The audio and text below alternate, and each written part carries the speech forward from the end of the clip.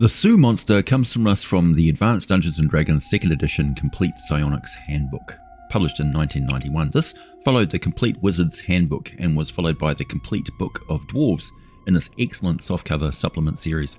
There is a Monster Ecology article in Dragon Magazine issue 167 written by Roger E. Moore, also in 1991, which I will draw on heavily in this video, of course, as the info there is far more comprehensive than the 5th edition monster listing for them as they appear in the modern Tomb of Annihilation adventure. But aside from a few details, such as their appearance, the details there are accurate enough. 5th edition handles psionic creatures about as gracefully as a Tesla truck on a tightrope, but at least there is something to show they have that capacity. While the Sioux monster does have psychic power, nobody seems to know why. And even the god Sylvanus has specified that while Sioux monsters are self-aware, they are not truly sentient, and thus monstrosity and not under his protection. I'm certainly not going to argue with a god. Still, Sioux monsters are very smart and extremely dangerous predators that typically kill more than they can eat. They have a complex behavioural language among their own kind, mainly based on their spooky, low howling calls and the position they hold their prehensile tail. But I'm getting ahead of myself. Let's go to my journal and my entry about my encounter with them. As I headed up and up into the impressive snowflake mountains of Faerun, some of the tallest mountains on the planet were arrayed around me and stretched off into the blue distance when I rounded a bend on the goat track path I was following. I stopped and admired the view. With the sun setting so early, it was like a blue sky sunset, and I watched while I applied a little oil to my tired feet. That was when I spotted the pit trap, not 10 feet from where I'd stopped to sit down. I approached it and carefully examined it without too much disturbance. This was made by a ketch. Not related to the Sioux monster, but certainly a very dangerous primate predator common in these northern forests. They move around a lot, so encounters could happen at any time. I recall a ranger who called them leaf monkeys, thanks to the hairless hide growing in green flaps that blend perfectly with forest canopy cover. They're not rivals of the Sioux monster and sometimes do inhabit the same territory, but I can't imagine relations between the species are very nice, given the nature of the Sioux monsters, which are, as we shall learn, very aggressive. Ketch differ in a few ways from the Sioux monster. Aside from their appearance, they are slightly taller, with less variation between male and female size, and are adept at mimicking the sounds of distress of other creatures, including humanoids. And they have a language of their own and can speak basic words in the common tongue on occasion. Plus, they set traps, crude but effective traps such as pits covered in leaves, falling logs, and are very accurate with thrown objects and substances. Sioux monsters do occasionally throw rocks, but they don't build pit traps or anything of the sort. Though they're smart enough to use an existing trap that they know is there as they chase or ambush their prey. In appearance, a Sioux monster is a large monkey with more of a quadruped build, with filthy grey fur that darkens to black on the head. The face and tail are always black, while the grey fur varies, with those that live underground being quite pale and those living in deep forests being almost black. The skin on the hands is deep red, almost looking like they are perpetually stained with blood. The rest of the skin is dull and ashy black, and they have wicked claws, and their rounded ape-like muzzles are full of sturdy fangs. They have a very strong prehensile tail and fully opposable thumbs. Adult males are 5 feet tall and appear starved and thin, weighing around 60 kilograms or 130 pounds. Females are slightly smaller and have shorter fur on the shoulders and head with a hairless face. Older males also have no hair on the face. While the lifespan of the Sioux monster can be up to 30 years, they rarely live that long thanks to their violent lifestyle. Sioux monsters in an extended family group are called a cadre or an enclave. There may be a dominant male, but it's common enough for rival dominant males to kill each other, so cadres with no leader are common, and their social behavior is best described as chaotic and occasionally brutal. Yet, in matters of mating, they tend to form mating bonds for life, and both male and females care for their own offspring with some devotion. The females will look after the infant for up to 2 years. Not much is known about this behavior, but it seems clear the long nurturing period is typical of the intelligent primates, and Sioux monsters are no exception. Sioux monsters are often thought of as a strictly tropical jungle dweller, but that's a recent misconception.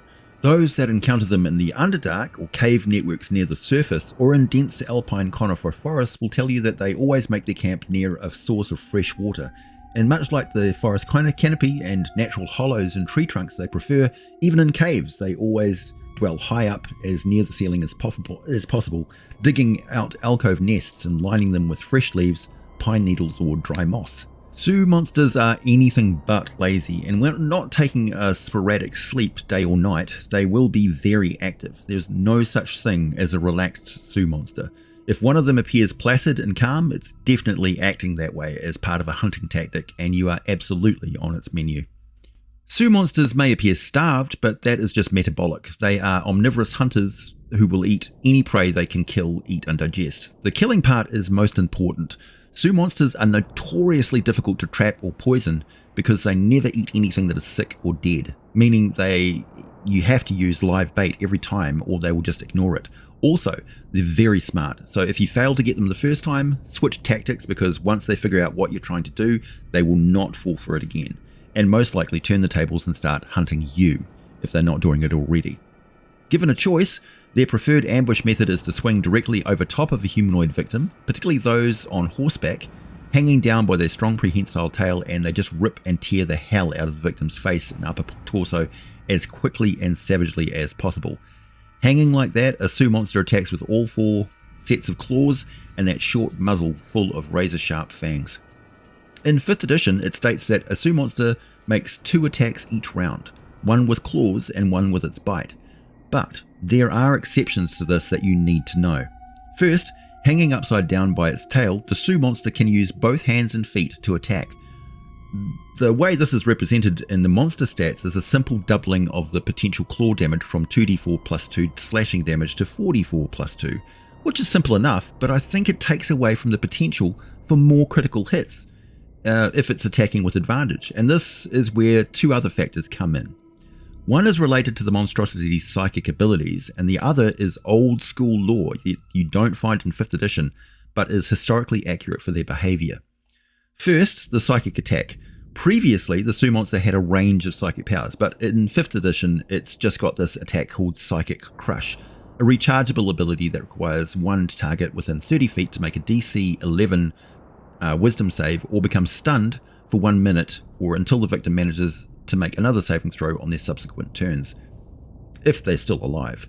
See, the crush inflicts 5d6 psychic damage, which most creatures have no resistance to, and being stunned in 5th edition means the victim can take no actions or reactions, can't move, can't save against any strength or dexterity effects, can only speak falteringly, and most importantly, any attacks made against them are made with advantage. So the Sioux monster is just going to tear them apart unless they either make that save or some ally gets them the hell out of there as fast as possible, or takes out the Sioux monster very fast. But wait, there's more, and you won't find this in 5th edition lore, but Sioux monsters may be feral killers, but they do have strong bonds with their mate and offspring. Females whose young are attacked gain the effect of a haste spell for 6 rounds, and males whose female mates are attacked will attack in a hasted frenzy for 4 rounds.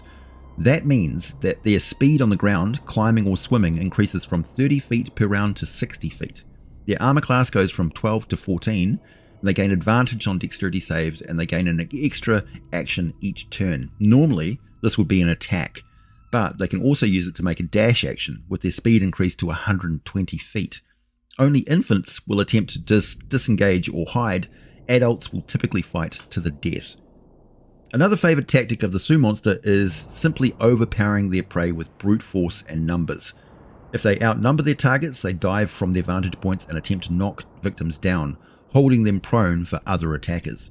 If a successful overbearing attack is made on a mounted character, riding a horse or other creature, the character takes 1 to 4 hit point damage and must save to avoid being stunned for 1 round, unable to regain their feet after being thrown. Pummeling attacks are rarely used by Sioux monsters and only with small, hard objects like rocks and sticks. While they are intelligent enough to use a simple handheld weapon, they prefer to use claws in combat, plus carrying around a weapon that would get in the way of their mobility. One interesting change from early editions up to now is that Sioux monsters will kill more than they can eat and will bury the remains of their victim that they can't eat in one session. In previous editions, this was Well, it meant that they buried any treasure in unmarked shallow graves. In 5th edition, it states that they mark these graves with treasure from the victim. But this makes no sense, as Sioux monsters do not eat carrion, so there's no reason they would mark the location of a kill. They're not coming back to consume the rest of the body, as they don't eat carrion. What's much more likely is that they would leave bits of the treasure as a lure to ambush another victim. Sioux monsters are active year-round and are not restricted to nocturnal activity like the ketch are. They hunt by day and night, only resting about 3 to 4 hours hanging upside down to sleep or slumbering in their tree hollow or cave alcove. True omnivores, they balance their mostly meat diet with berries, grasses, lichens, and anything else edible and easy to gather in their area. They have excellent senses, very sharp vision in day or night, and they have no preference for either. In the winter months, their senses appear even more acute, and they spend most of their hunting time seeking out hibernating creatures to dig out and eat. Thanks to their constant hunting, they are always looking half-starved to death, but they don't seem to ever run completely out of food and are even capable of tearing open rotten logs to find grubs or swiping fish from rivers much like bears do. Sioux monsters also breed throughout the year and have gestation periods of about 6 to 7 months, with infants being born singly. The infant will cling to the mother and feed on her milk most of the time, never moving far away from her because other members of the cadre may be far too rough and end up injuring or killing the infant that accidentally annoys them. Bitter feuds and rivalries exist in each cadre, and youngsters quickly learn to avoid anyone behaving aggressively towards either of their parents, as they are very likely to take their enmity out on a rival's offspring, regardless of the consequences. Barbarians who dwell in the Snowflake Mountains and the Weldath forests call Sioux monsters the wolf in the treetops, or simply the ape bear. They will avoid them if possible and give the creature the appropriate amount of fear and respect. Sioux monster flesh is poisonous. Any who eat it will be sick for a week, during which time natural healing will be impossible for the victim. I'm not sure if you can eat ketch, but I advise against it. It's never a smart idea to eat another primate.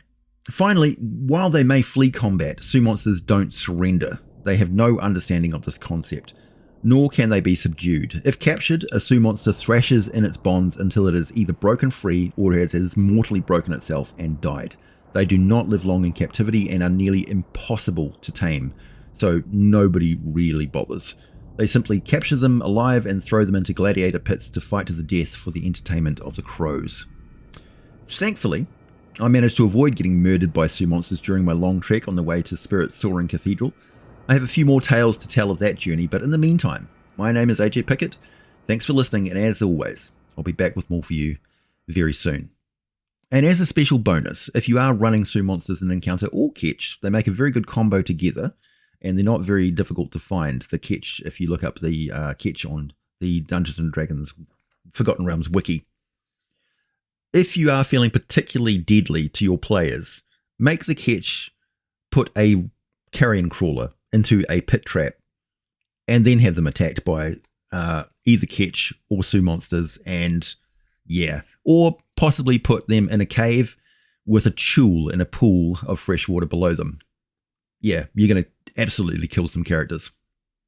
Don't tell them I told you that.